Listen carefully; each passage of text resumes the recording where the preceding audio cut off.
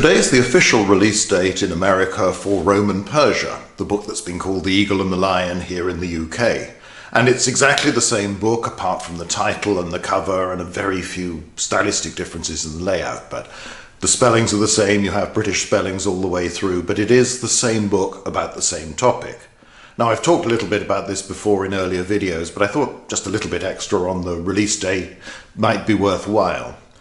It tries to tell the story of the rivalry between the two empires.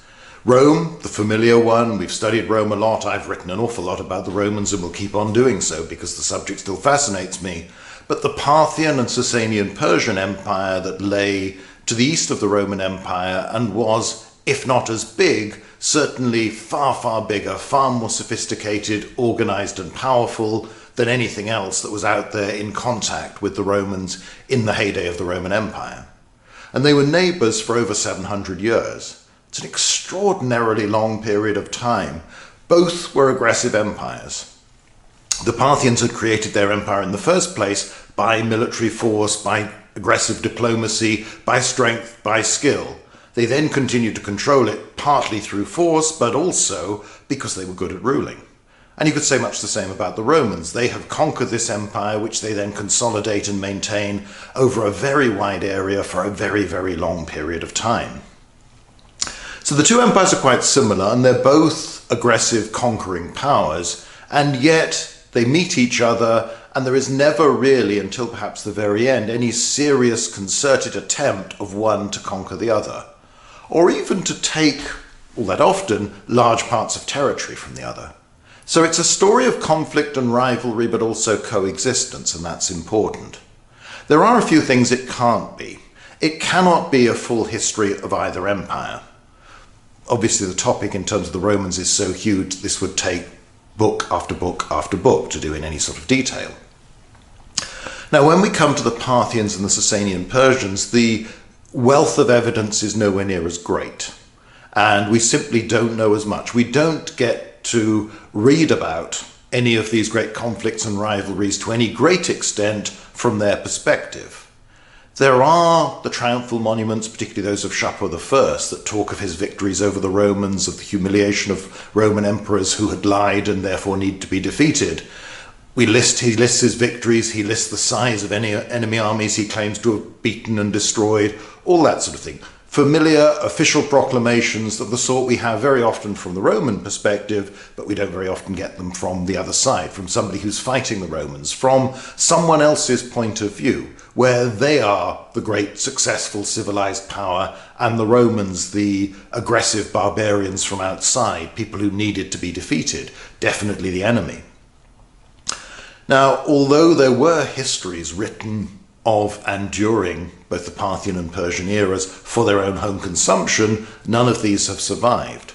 We do have traces, particularly in the Armenian tradition, which obviously has a greater emphasis on what's going on in Armenia, which is adjacent to, sometimes part of, more often not, but between the two empires. A kingdom in its own right that's often fractious, often divided, has disputes over its own power system, but also is sometimes closer to one or the other, but always itself. Now, in the later, written down in the medieval period, you get memories of these earlier times and conflicts, but obviously all of this is filtered through the long passage of time and more immediate requirements of whoever happens to be in power, whoever is writing this and for whom it's intended. That's even more true when you get the Arab historians who contain some traditions of particularly the Sasanian era. There's much, much less on the Parthians, and that probably has a lot to do with the Sasanian dynasty trying to do down their predecessors, trying to emphasize their own legitimacy by criticizing and even obscuring large parts of Parthian history. Reducing the length of time that the Parthian dynasty lasted is one of the most obvious examples of this. So we don't get the story fully from both sides, but we get glimpses of a Parthian and particularly a Persian tradition. And we have some evidence from inscriptions there, not as much as from Rome, but nevertheless there's some. We have archaeological evidence which is growing and may continue to grow.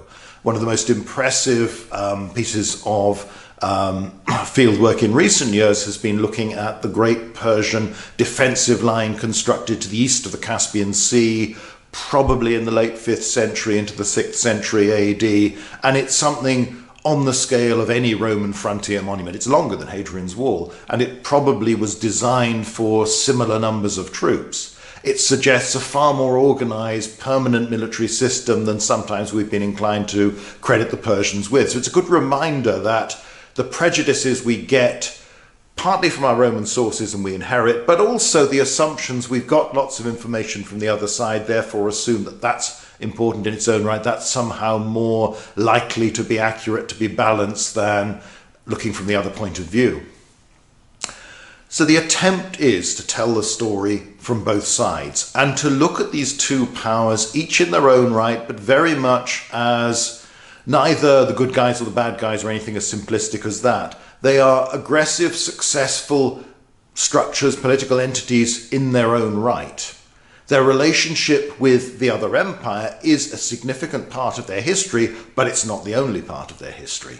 You can find plenty of occasions on either side where a king of kings or a Roman emperor decides not to deal with or will settle and accept a rather unfavorable peace with the other empire because he's got problems elsewhere, of civil war, of threats from other aggressive groups from outside in different parts of the empire.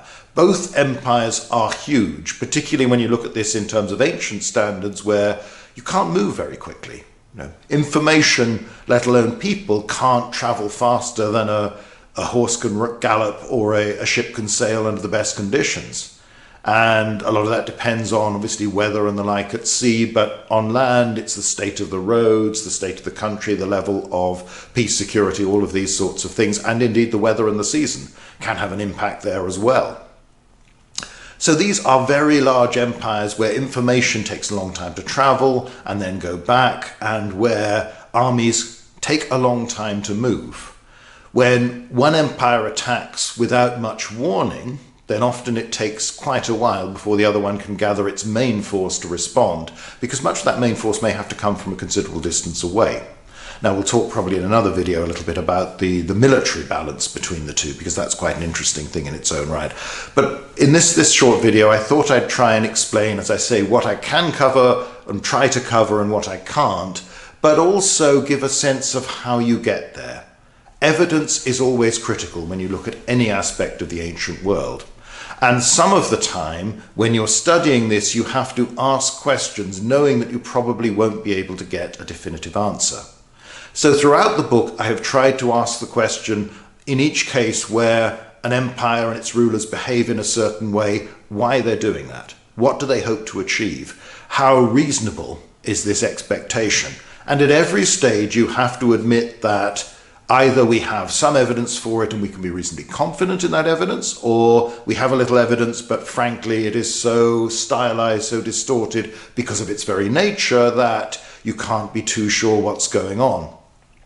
Obviously, when a Roman emperor or a king of kings builds a monument celebrating their own achievements, they're not going to emphasize all the things they got wrong, all the mistakes, all the errors, all the bad decisions made, or the battles that didn't quite go as you planned. They're going to concentrate on the success. It's like any government pronouncement today. It will emphasize how great everything is, how great they are, and therefore the assumption is, well, this ruler deserves to rule because they are so wonderful and what they are doing is good for the empire, whichever empire it happens to be. Now, the sources are very patchy, even when you look at it from the Greco-Roman side. So although we can say, yes, we know far more from the Roman point of view, we don't know anything like as much as we would like to know from the Roman point of view. So there are large periods covered in the book where we have extraordinarily little information about what is actually going on, where we might know of some events, but we can't always be certain what year they occurred in, and we certainly know very little about the context, what was going on, what were the factors that affected decisions and behavior. And it's quite surprising. I've talked elsewhere, I did the video on the Battle of Carrhae and in some of the interviews that are cropping up on podcasts and the like. Carrhae is the only battle between the Romans and the Parthians that is discussed in any detail at all in our sources. And even then, the account of Plutarch, which is the fullest, differs quite significantly from the shorter but still reasonably substantial account in Cassius Dio.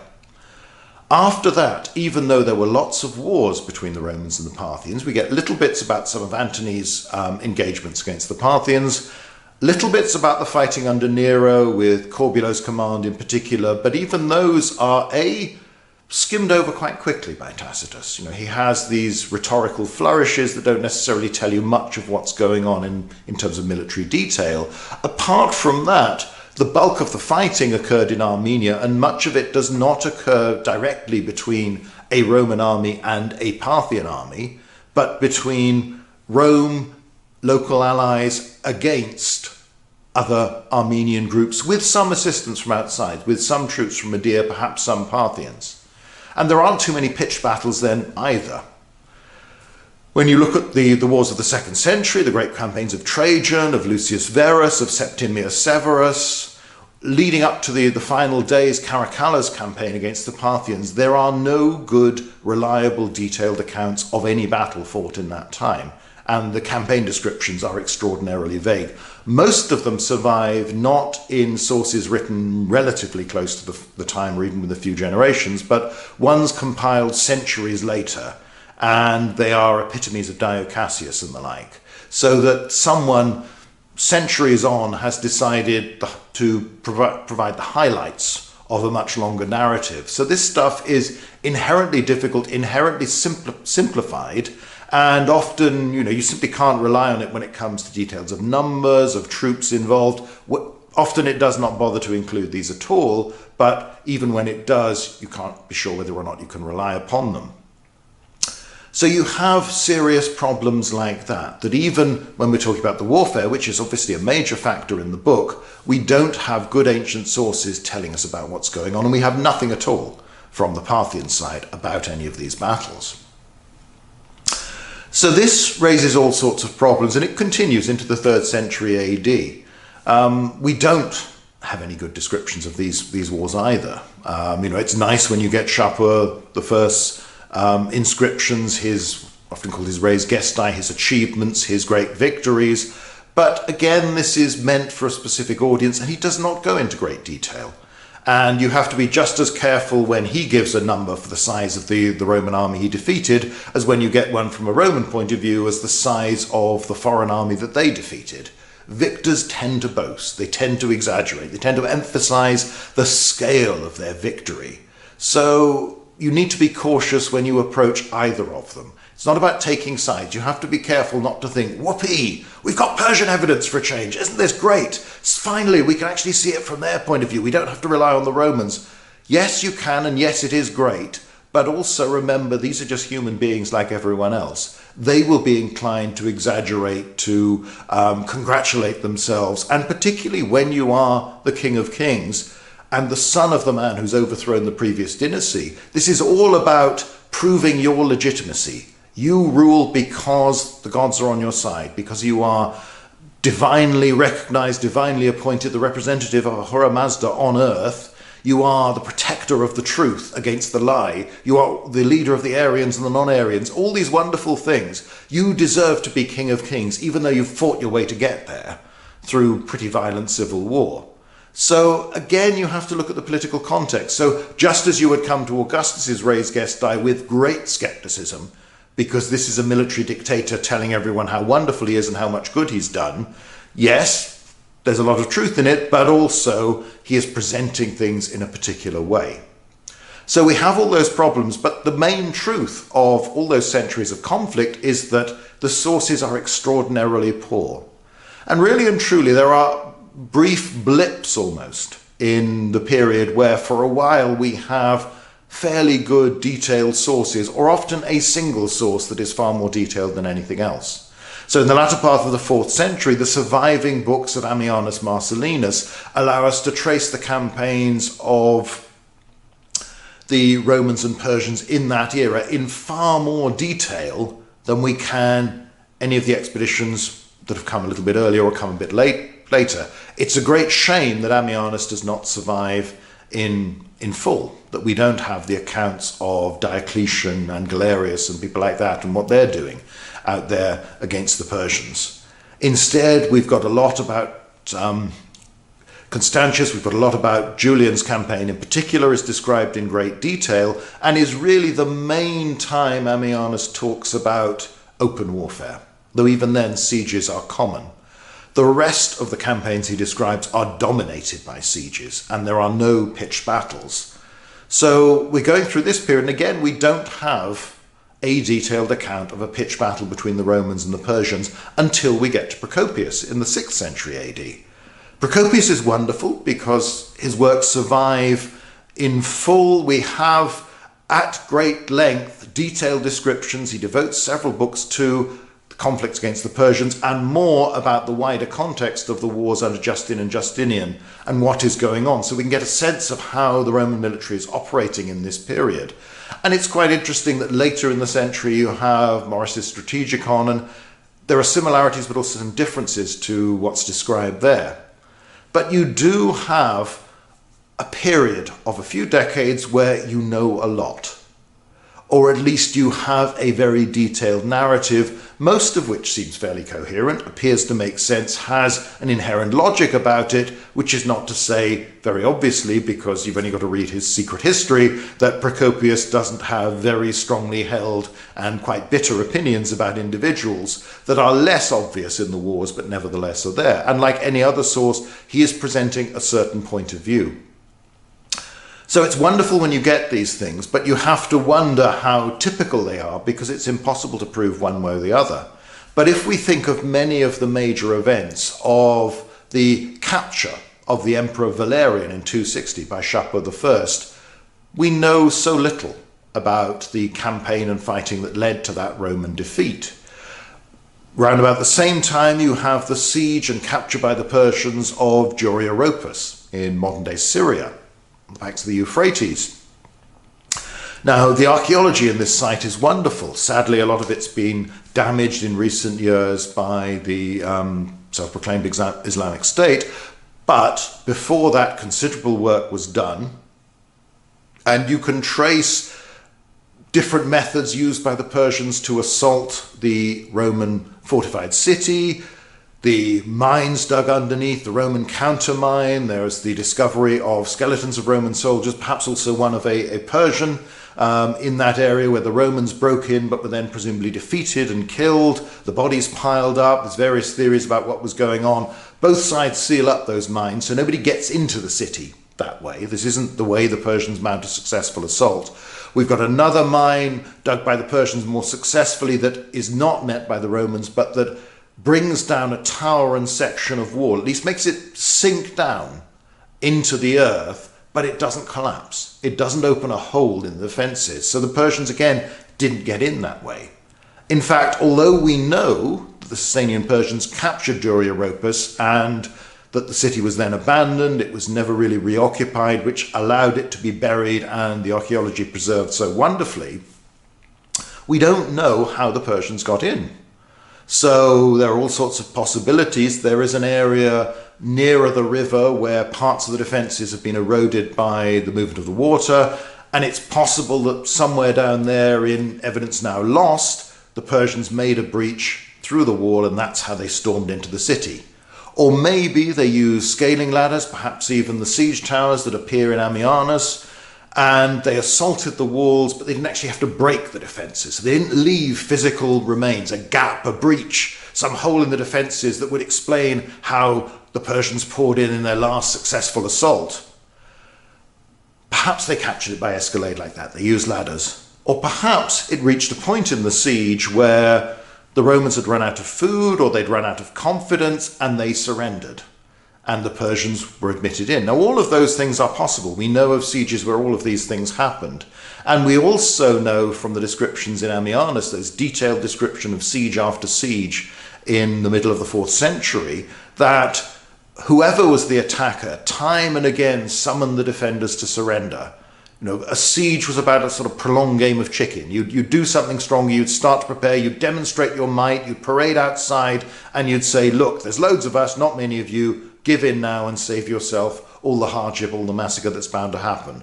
Or when you've built a siege ramp and you're getting closer, you're threatening more, again, heralds would go forward, you would summon the city to surrender, saying, look, Nobody's coming to rescue you. We're bound to take this place in the long run. If you want your lives to be spared, if you want to walk away with anything, then surrender now.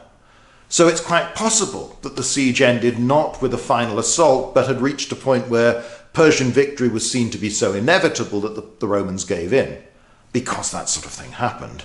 But we don't know. And again we come back to this, where we'll have a particular type of information about one place, like the archaeology for Dura Europos, backed by all the papyri and inscriptions and graffiti that have been found there, that tell us more really about the Roman occupation, the brief earlier Persian occupation, and when the city, before it was under Roman rule. And that's wonderful, and it tells us marvelous things, but it doesn't necessarily tell us the story, the narrative of the big events. And our detailed accounts of that narrative of the big events are pockets that occur at irregular intervals throughout the 700 years we're dealing with. And when you get later on, after Procopius, there's nothing like him again for a considerable time, not at all in the span covered by the book. So you then go on to deal with little bits here and there, or obviously from the Roman perspective, a lot of the literature is generated by the church, so it will play up the role of a bishop in the defense of a city, not necessarily tell you who the Roman army commanders are there, leaving the question open as to whether or not there is a military command structure going on there and there are troops there that are actually the main strength of the garrison, or whether in fact there are relatively few or almost no organised troops, and it is down to the citizens, and it does happen to be that a bishop steps forward and he's the man who takes charge. Lots of these things are possible, and probably the truth is a mixture of them, somewhere in the middle. But many of these sources don't tell us the detail. When you look at campaigns described by Ammianus or Procopius, you can start to narrow down events at least to seasons, sometimes to months, sometimes even more precisely to days. When you look at the battles, you often have enough of an account where the author will give you at least an impression of why he felt the battle went the way it did, why the Romans won, why the Persians won, whatever the case happened to be. So you get these things, and then you have to try and extend this on. But there's another danger with a big book like this. As I said earlier, I cannot cover everything. This can't be a full history of either empire. But it also means it can't be a full, detailed, year-by-year account of what we think happened and trying to reconstruct through the various possibilities what was going on. So you have to be selective. I've tried not to overwhelm the reader with detail whenever that detail is available, because you do, when you're working on a project like this, you get quite excited when you reach Ammianus or you reach Procopius and suddenly you have far more information than you ever have. Now, the passages describing those years are longer in the book. They're more likely to get a chapter devoted to them rather than be covered very, very quickly. But you can't afford to weight everything so that you have great detail on these short periods and then skimming over everything else. So you have to try and balance it up, and you have to try and consider in the periods we don't know what sort of thing is going on there and put a balance on it all. So this is quite a challenge because, as I say, this is a big chunk of history, and it is a chunk of history that is not generally familiar. Even people with a deep interest in the ancient world might know a little bit about some aspects of it, but very few will actually have looked at the whole thing in this sort of detail. And it's one of the reasons I wrote the book, is that no one's really done this in a decently sized volume meant for a general audience, for anyone interested enough to pick it up. But it's harder structuring something like this than, say, a biography. Because after all, if you're dealing with Caesar, Cleopatra, Augustus, whoever it might be, they're born, they grow up, they do stuff, they die. This is different, and this is much longer. It's not the lifespan of one individual. It's many, many generations, and trying to trace a relationship and how it develops, how it changes, how things move on. So as I've said, I have to apologize, but in a sense, I don't think there's any way I could have done it any differently. There's a lot less than I would like on the cultural aspects of either empire, and particularly the Parthian and the Persian empires, because far less is written about them. It would have been very interesting to go into more detail about their society. There are still problems, there are limits to the evidence, and obviously the big thing that I On the whole, skim over, because it is very complicated, are the religious aspects. Looking at Zoroastrianism during the Parthian period, but also the Sasanian period. It's there, I talk about it a little bit, but I don't go into great detail because the evidence and the interpretation is extremely complicated. And when the prophet Mani appears and kings like Shapur I back him, support him to some extent, and the development of Manichaeism, I have to be quite simple in the same way that when we get to the period when the Roman Empire has become Christian, I cannot go into detail about all the various controversies, the heresies that emerge, the different doctrine over often things like the nature of the Trinity, sort of thing. And I've even, to the extent where I decided I wasn't going to use names for the different types, the different divisions, the different doctrines within the church and how this affected, because it was simply too complicated. To explain all of them would have added quite a lot to the book in length without really adding to our main message, because what matters is when the Roman Empire was divided, when there were disputes, when there was suppression, when there was even refugees leaving the empire. It doesn't matter the details as to what's going on, in the same way that you can talk about there being problems on the Rhine or the Danube that draw an emperor's attention away from conflict with Parthians or Sasanians. You don't need to go into great detail as to what's happening when Trajan goes off to Dacia, what's happening with the Alemanni in the 3rd century, this sort of thing, because it's another topic altogether. And this brings me to the general approach, which has been, as far as possible, not to use the names of individuals who might appear once in the book. You have a lot of people with very similar names, and that's true of the Romans, and it's true of the Parthians and the Sasanian Persians. And when you have commanders who just appear once or maybe even twice, it's often easier to say Shapur I commander rather than give the man's particular name, and the same with the Romans. So I've tried to make things as easy to follow as possible. There's a degree of simplification. It's probably the case that you could write a detailed book on any one chapter of this one. But that's simply the nature of any book that tries to have an overview. And I think the overview is useful because it hasn't been done before. So all these qualifications, it's a typical author trying to cover themselves, but there are reasons why I've done things this way, and the consequence of any decision in what you cover means there's probably going to be something you can't cover, or certainly can't cover in the detail that might well be interesting, but isn't necessarily strictly relevant to what I'm doing. And we come back to this. This is a book about the rivalry between empires. It's a book about conflict, it's a book about coexistence, it's a book about trade, it's a book about diplomacy. One of the biggest lessons throughout is that these empires talk to each other far more than they fought. And the extent and frequency of diplomacy, even if it didn't quite get to the modern idea where you have permanent diplomatic contact, ambassadors in foreign capitals who can talk, you don't get that far, but you do talk to each other an awful lot. You do it far more than you do to anybody else who is out there.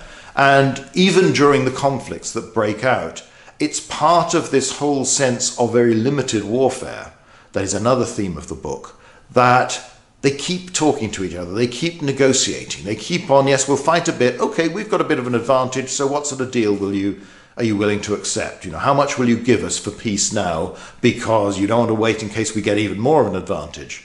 Now, often these calculations go wrong, and it's quite clear that time and again, Romans or Parthians or Persians will decide to continue a war thinking they can do better, but actually end up with the situation turning against them, problems arising elsewhere, the other side learning from earlier mistakes or simply growing stronger because they've had time to do so, and you end up having to accept a peace treaty rather less favourable than the one you've turned down. So it's interesting. It's a book about all these things. So it's international relations as well as war, although it's obviously a rather modern sounding expression, and it allows you to think about and discuss so many different aspects of how empires, how power worked in the ancient world. And in its way, although you are looking at one particular aspect of it, it does tell the story of a large chunk of ancient history. And we come back to this in the end. It's a book covering over 700 years. And that is an incredibly long period of time for two great powers to have coexisted, and in the main, not really to have reduced each other's strength that much. The balance of power stays broadly similar most of the time. There are periods when it shifts a little bit one way or the other, particularly when there's internal problems in one of the empires. But on the whole, there isn't a really drastic shift that fundamentally and permanently changes the balance so that one side has a far, far greater advantage. So all of that's interesting as to just how this works. And that's the story of Rome and Persia. And I hope it's one that people will find interesting.